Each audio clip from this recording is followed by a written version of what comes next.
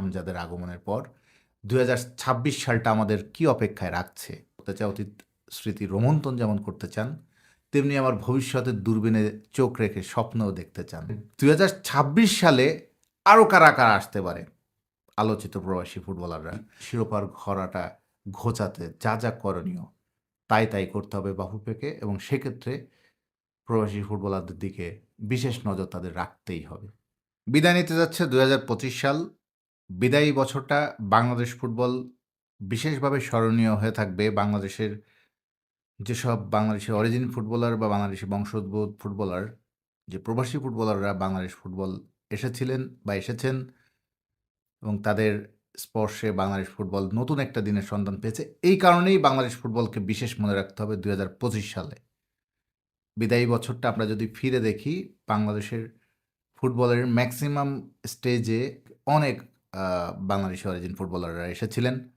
আমরা যদি বছরটা একটু ফিরে দেখি, যেহেতু বছরটা চলে যাচ্ছে সে কারণে বছরটা ফিরে দেখা, আর বছরটা যদি ফিরে দেখতে চাই, বাংলাদেশ ফুটবলটা যদি একটা রিভিউ করি, তাহলে সেখানে বাংলাদেশি অরিজিন ফুটবলার বা প্রবাসী ফুটবলাররা একটা বড় জায়গা করে নেবেন। এ বিষয়ে নিশ্চয়ই কোনো সন্দেহ থাকার কথা নয়। যদি আমরা শুরু করি গত মার্চ থেকে, প্রথম হলো ফাহমিদুল ইসলামকে দিয়ে শুরু হলো।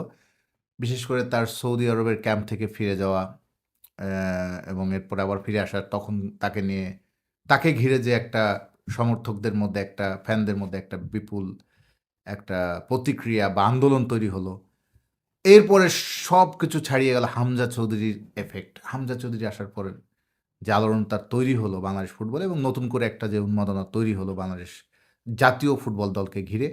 এরপরে আমরা একে একে যুক্ত হতে দেখলাম সমীর সোমকে, জায়ান আহমেদকে, কিউবা মিসেলকে। ন্যাশনাল টিমে প্রায় 5-6 জন ফুটবলার এসে গেলেন প্রবাসী ফুটবলারদের মধ্যে, যদি আমরা ইয়ে করি। এত সংখ্যক ফুটবলার একসঙ্গে খেলেছেন ন্যাশনাল টিমে, অতীতে দেখা যায়নি বলেই আমার ধারণা আমার সঙ্গে একমত হবেন। শুধু ন্যাশনাল টিম বলেই না, আমরা যদি বাফুফের অন্যান্য দলগুলোতে তাকাই, যদি ইউথ টিমটাতে দেখি, আন্ডার-23, সেখানেও কিন্তু আমরা একাধিক প্রবাসী ফুটবলার দেখেছিলাম। বিশেষ করে এফসি এশিয়ান কাপ বাছাই যেটা ছিল গত আগস্টে আন্ডার-23, সে দলটিতে সেখানে দেখছিলাম তানির শালিককে। তারপরে আন্ডার-19 যদি ধরি, সেখানেও কিন্তু একাধিক প্রবাসী ফুটবলার ছিল। আব্দুল কাদের, এলমান মতিন, ফারজাত আফতাব, সব মিলে আমরা এরপরে দেখলাম জুনের একটা বিরাট ট্রায়াল। সেই ট্রায়ালে প্রায় 50-এর কাছাকাছি ফুটবলার আসলেন। অনেকে ট্রায়াল দিতে এলেন, এবং বাংলাদেশের ফুটবলের নতুন আরেকটা ধারা আমরা দেখলাম। সেখান থেকে পরে বছরের শেষ দিকে লাতিন বাংলা নামে একটা যে টুর্নামেন্টটা হলো, একটা অগোছালো টুর্নামেন্ট, অসম্পূর্ণ টুর্নামেন্ট, তবুও বাংলাদেশ 2টি ম্যাচ খেলেছিল। সেখানে বিতোষক চাকমা, ইব্রাহিম নওয়াজ, ক্যাসপার হক, ঈশান মালিক। দেখুন, আমি প্রায় 10-12-13 জন প্রবাসী ফুটবলের নাম বলে ফেলেছি। এই 2025 সালে বাফুফের বিভিন্ন টিমে খেলেছেন, ন্যাশনাল টিম থেকে শুরু করে একেবারে এজ লেভেল পর্যন্ত। এমনকি বাংলাদেশ ক্লাব ফুটবলেও ভিন্নভাবে যুক্ত হওয়ার একটা দৃশ্য আমরা দেখছি। এই যে বছরের শেষ দিকে, একদমই শেষ দিকে সামির মিয়া, অনেক রহমান, আশিক রহমান, এ ধরনের ফুটবলাররাও আসছেন। তো সব মিলে একটা 2025 সালে বাংলাদেশের ফুটবলটা ছিল প্রবাসী ফুটবলারদের আগমনের একটা নতুন একটা বছর। সেই হিসাবে 2025 সালটা বিশেষভাবেই মনে রাখতে হবে বাংলাদেশ ফুটবল ফ্যানদের। এখন প্রশ্ন হচ্ছে, এই ধারাটা যেটা তৈরি হয়েছে হামজাদের আগমনের পর, 2026 সালটা আমাদের কি অপেক্ষায় রাখছে। অতীত স্মৃতি চারণা যেমন করতে চায়, অতীত স্মৃতি রোমন্থন যেমন করতে চান, তেমনি আমার ভবিষ্যতের দূরবীনে চোখ রেখে স্বপ্নও দেখতে চান।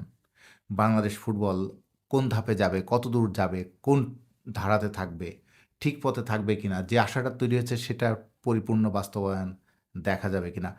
ছেলেদের ফুটবলে বললাম, মেয়েদের ফুটবলটা আমি বলছি না এই কারণে, যেহেতু আমি প্রবাসী ফুটবলারদেরকেই বিশেষভাবে আমি সারাটা বছর ধরেই প্রবাসী ফুটবলারদের নিয়েই কাজ করেছি, তাদের নিয়ে অনেক বলেছি, তাদের বিভিন্ন প্রোফাইল তুলে ধরেছি, তাদের বিভিন্ন সমস্যা, তাদের চ্যালেঞ্জগুলো আপনাদের সামনে তুলে ধরেছি।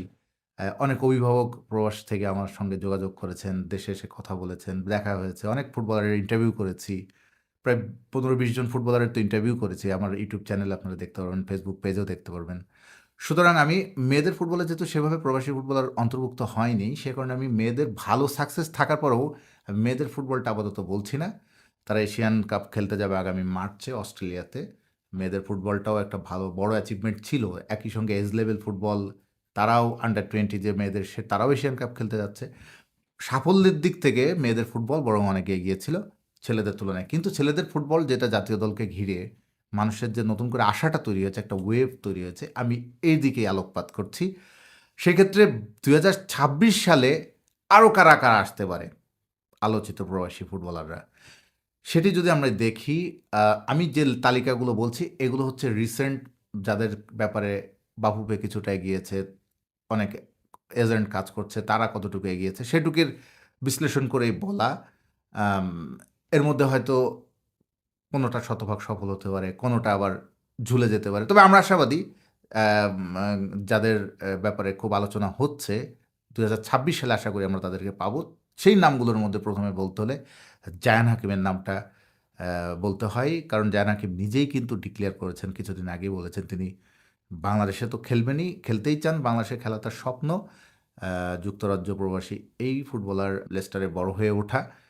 বারওয়েল এফসিতে খেলছেন, ইংল্যান্ডের ৭ম স্তরের একটি ক্লাব। সেখানে খুব ভালো মানের একজন ফরোয়ার্ড হিসেবে তিনি পরিচিতি পেয়েছেন। জায়ান হাকিম নিজেই বলেছেন তিনি আগামী মার্চে সিঙ্গাপুরের বিপক্ষে ম্যাচে খেলতে আগ্রহী। কিন্তু তাকে নিয়ে যারা কাজ করছেন তাদের সঙ্গে আমি যতটুকু আমার যোগাযোগ আছে তারা বলছেন তারা চেষ্টা করে যাচ্ছেন, কিন্তু তাদের ডকুমেন্টে অনেক কিছু এখনও নাকি কাগজপত্র অনেক শর্ট আছে। এই শর্টেজ নিয়ে এত কুইক টাইমে তারা কতটুকু পেরে উঠবেন সে নিশ্চয়তা না দিলেও আশা তারা রাখছেন।